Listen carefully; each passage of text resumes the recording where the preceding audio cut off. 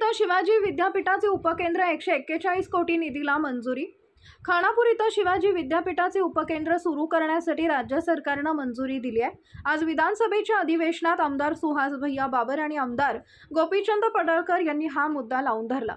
उच्च व तंत्र शिक्षण मंत्री चंद्रकांत पाटील यांना तात्काळ 141 कोटींचा निधी आणि गायरान जमीन हस्तांतरण करण्याची घोषणा करण्यास भाग पाडलं आणि त्यांनी खानापूर उपकेंद्रासाठी मान्यता जाहीर केली। शिवाजी विद्यापीठाच्या उपकेंद्रासाठी 141 कोटीचा निधी मंजूर करण्यात आलाय। तसेच आवश्यक गायरान जमिनीच्या हस्तांतरणाची प्रक्रियाही वेगाने पूर्ण केली जाणार आहे। यासोबतच उपकेंद्राच्या उभारणीसाठी पुढील 5 पावले सुद्धा उचलण्यात येणार असून जूनपर्यंत हे उपकेंद्र सुरू करण्याचं उद्दिष्ट ठेवण्यात आलं आहे। या ऐतिहासिक निर्णयाबद्दल खानापूर तालुक्यासह संपूर्ण परिसरात समाधानाचं वातावरण आहे। याबाबत मुख्यमंत्री देवेंद्र फडणवीस, उपमुख्यमंत्री एकनाथ शिंदे, उपमुख्यमंत्री अजित पवार आणि उच्च व तंत्र शिक्षण मंत्री चंद्रकांत पाटील यांचं अभिनंदन करण्यात आले। खानापूर तालुक्याच्या विकासासाठी आणि उच्च शिक्षणाच्या सुविधांसाठी हा निर्णय महत्त्वाचा ठरणार आहे। स्थानिक नागरिकांनी व विद्यार्थ्यांनी यावर आनंद व्यक्त केलाय। आपला जिल्हा, आपली power Marathi news network. Khanapur विधानसभा मतदारसंघासाठी आणि सांगली जिल्ह्यासाठी अत्यंत महत्त्वाची घोषणा आदरणीय चंद्रकांत दादा यांनी विधानसभेमध्ये केलेली आहे। गेली अनेक वर्ष शिवाजी विद्यापीठाचं सब सेंटर उपकेंद्र हे कुठं व्हावं यासाठी अनेक राजकीय नेते मंडळी किंवा अनेक संघटना त्या ठिकाणी प्रयत्न करत होते, पण हे सब सेंटर दुष्काळी भाग असलेल्या खानापूरच्या घाटमाथ्यावरती व्हावं यासाठी 2013 पासून अनेक लोकांनी त्या ठिकाणी प्रयत्न केला होता आणि प्रक्रिया खरी 2013 पासून सुरू झाली। या प्रक्रियेमध्ये अनेक लोकांचा त्यामध्ये अनेक संघटनांनी त्या ठिकाणी मदत केली, अनेक शिक्षकांनी प्राध्यापकांनी त्या ठिकाणी मदत केली, कुलगुरूंनी आणि सगळ्या विद्यापीठातल्या अनेक सहकाऱ्यांनी त्या ठिकाणी मदत केलेली आहे। राजकीय काही जरी असलं तरी आज आम्ही दोघं एकत्रपणे प्रेस घेतो, त्याला कारण असं आहे की ते सब सेंटर खानापूरच्या घाटमाथ्यावरती व्हावं म्हणून एकत्रितपणे सर्वांनी प्रयत्न केला होता। मागच्या काळामध्ये थोडं 2013 नंतर पेंडिंग पडलेला विषय होता, पण महायुतीचं सरकार आल्यानंतर एकत्रितपणे हे सब सेंटर खानापूरमध्ये व्हावं यासाठी सगळे प्रयत्न करत होतो। त्यासाठी लागणाऱ्या सगळ्या टेक्निकल बाबी ज्या होत्या, त्या जागेची उपलब्धता असेल, ती सगळ्या प्रक्रिया पूर्ण करून सिनेटचा ठराव असेल, या सगळ्या गोष्टी आज पूर्णत्वास जाऊन त्या लोकांच्या भावना अत्यंत तीव्र आहेत। कारण पाणी जरी आता त्या भागामध्ये गेलं असतं तरी जर खरा विकास व्हायचा असेल तर असं काहीतरी युनिट तिथं व्हावं आणि आमच्या भागातल्या ग्रामीण भागातल्या लोकांना तिथं शैक्षणिक फायदा व्हावा या हेतून हे सब सेंटर व्हावा अशी आमची मागणी होती आणि आम्ही दोघांनी आज पॉइंट ऑफ इन्फॉर्मेशन त्या ठिकाणी उपस्थित केला आणि चंद्रकांत दादांना मुख्यमंत्री महोदयांच्या समोर आम्ही विनंती केली की याचा निर्णय आजच व्हावा, जेणेकरून त्या लोकांच्या भावना तीव्र आहेत त्या शांत होतील आणि एक चांगलं केंद्र त्या ठिकाणी होईल आणि त्या भागाचा विकास होण्यासाठी आम्हाला मदत होईल। आणि आम्हाला दोघांनाही सांगायला आनंद आहे की चंद्रकांत दादांनी ती आमची मागणी मान्य केली। शिवाजी विद्यापीठाचं सब सेंटर हे खानापूरमध्ये होण्यासाठी दादांनी मान्यता दिली। त्यासाठी लागणारा 161 कोटीचा निधी याची तरतूद करण्याची तयारी त्यांनी दिली आणि जागा हस्तांतराची जी गायरान जमीन आहे आमची ती हस्तांतर करून त्या ठिकाणी सब सेंटर उभा करण्याची घोषणा केल्याबद्दल आम्ही खानापूर विधानसभा मतदारसंघाच्या वतीनं आदरणीय मुख्यमंत्री देवेंद्र फडणवीस साहेब, आदरणीय उपमुख्यमंत्री एकनाथ शिंदे साहेब, आदरणीय उपमुख्यमंत्री अजित दादा आणि आदरणीय चंद्रकांत दादांचे ते आमचे पालकमंत्री पण आहेत, त्यांचं आम्ही मनापासून या ठिकाणी दोघे या ठिकाणी आभार मानतो। कसा या सगळ्याचा फायदा काय सांगा?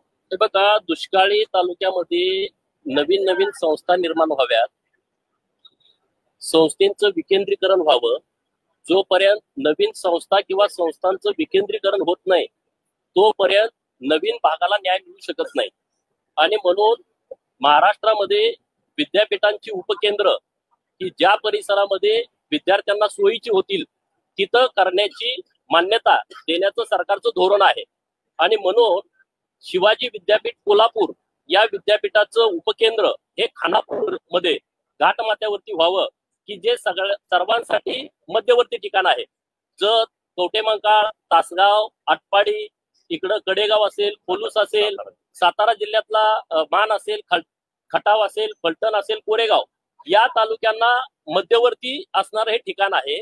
नॅशनल हायवेला लागून ही जागा आहे, जो गुहागर विजापूर नॅशनल हायवे आहे या हायवेला लागून लगतची जागा आहे आणि त्यामुळे सातत्यानं आमचा प्रयत्न सुरू होता वेगवेगळ्या पक्षाच्या नेतृत्वांचा, संघटनांचा की इथं कसल्याही परिस्थितीत उपकेंद्र झालं पाहिजे। सांगलीच्याही लोकांची काही मागणी होती की हे उपकेंद्र सांगलीमध्ये व्हावं, नंतर अन्य तालुक्यातल्या लोकांची मागणी आली परंतु आम्ही माननीय चंद्रकांत दादांच्याकडे ही विनंती केली की सांगली आणि कोल्हापूर हे लगत आहे, 50 किलोमीटरच फक्त अंतर आहे, तिथं होणं हे नैसर्गिक न्यायाच्या विरोधात जाईल. आणि त्यामुळे सांगलीच्या लोकांना पण आम्ही विनंती केली की हा खानापुरा सांगलीचाच भाग आहे आणि त्यामुळं तिथं सब सेंटर होणं हे विद्यार्थ्यांच्या फायद्याचं आहे. त्यांचा होणारा जो वेळेचा अपव्यय आहे, पैशाचा जो चुकीचा गैरवापर होतोय किंवा त्यांना मानसिक त्रास होतोय, हा पूर्णपणे थांबणार आहे. आणि दुष्काळी तालुक्यामध्ये एक शिवाजी विद्यापीठाचं उपकेंद्र होणं हे एक नवीन क्रांतिकारी निर्णय राज्य सरकारच्या माध्यमातून घेतला गेलाय. माननीय मुख्यमंत्री देवाभाऊ झाल्यापासून दुष्काळी तालुक्याची स्वप्न पूर्ण व्हायला लागलेत. जशी जशी स्वप्न पूर्ण व्हायला लागली तशी तशी लोकांची स्वप्न पण वाढायला लागली की बाबानो, एखादा नेता जर दुष्काळी तालुक्यांच्याकडे सकारात्मक बघत असेल तर लोकांच्या मागण्या वाढतात. नाहीतर अगोदर लोकांची मनच मेली होती की आपण पुढाऱ्यांच्याकडे मागणी करतो, ते आपल्याकडे लक्ष देत नाहीत, दुर्लक्ष करतात. आज आमच्या पूर्ण तालुक्यामध्ये दुष्काळी पट्ट्यामध्ये काही मोजकी गावं राहिली असतील की जिथं कृष्णेचं पाणी पोचलं नाही. नाहीतर बाकी सगळ्या ठिकाणी देवाभाऊंच्या नेतृत्वामध्ये 14 ते 19 नंतर मुख्यमंत्री एकनाथ शिंदे साहेबांच्या नेतृत्वापासून आता परत देवाभाऊ मुख्यमंत्री झाले, सगळ्या ठिकाणी पाणी गेलं. त्यामुळं नवीन नवीन मागण्या लोकांच्याकडून वाढतायत. जवळपास 2013 पासूनची मागणी आहे. लोक रोज आंदोलन करतायत, मोर्चे काढतायत, उपोषण करतायत. आणि शिवाजी विद्यापीठाची जी टीम आहे, डॉक्टर पाटील यांनी त्या जागेची पाहणी केली होती. त्यांनी एक पॉझिटिव्ह अहवाल दिला होता. नंतर सिनेटची जी सभा झाली त्यामध्ये ठराव पारित करण्यात आला होता. मागचे आमदार असतील, बाकीचे सगळे टीम असेल, यांनी सातत्यानं मागणी केली होती, परंतु त्याला यश येत नव्हतं. आणि म्हणून माननीय चंद्रकांत दादांच्याकडे पॉइंट ऑफ इन्फॉर्मेशनच्या माध्यमातून खानापूरचे आमदार माननीय सुहास बाबरसाहेब आणि आम्ही दोघांनी हा मुद्दा लावून धरला आणि त्यांना विनंती केली की तुम्ही आज घोषणा करा.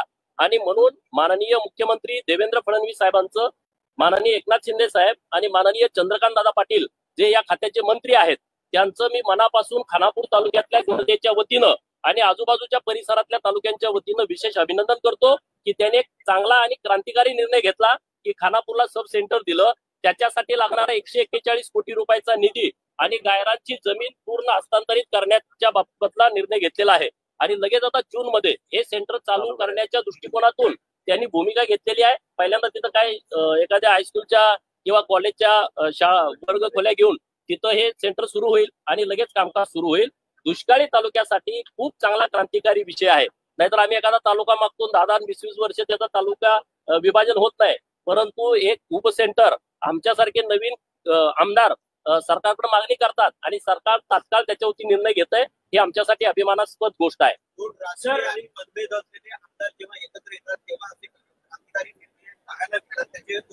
आमचं बघा, मतभेद असू शकते, पण मतभेद विकासाच्या कामाला काय आम्ही आडवं याचं काही कारण नाही कोणीच. हे बघा, लोक आम्हाला तिथं परत जोड्याला मारतील, म्हणणार अरे तुमचं काय चाललंय, उपकेंद्र खानापूरला येणं हे आमच्यासाठी खूप महत्वाचा विषय आहे. नाहीतर दुष्काळी तालुक्याला असं एखादी मोठी संस्था येणं हे कठीण आहे. परंतु आम्ही तर एकजूट दाखवली, परंतु तालुक्यातली लोक सगळ्या पक्षातली या विषयावरती त्यांचं एकमत आहे आणि हे उपकेंद्र व्हावं ही तालुक्यातल्या सगळ्या लोकांची भावना आहे. सांगली जिल्हा बँकेच्या संदर्भात सातत्याने दोन आमदार प्रश्न उपस्थित करतात की सांगली जिल्ह्यावरती बँकेवरती प्रशासक सरकारकडनं अजूनपर्यंत कोणतीच कारवाई होत नाही. गेल्या अनेक महिन्यांपासून बोलताय.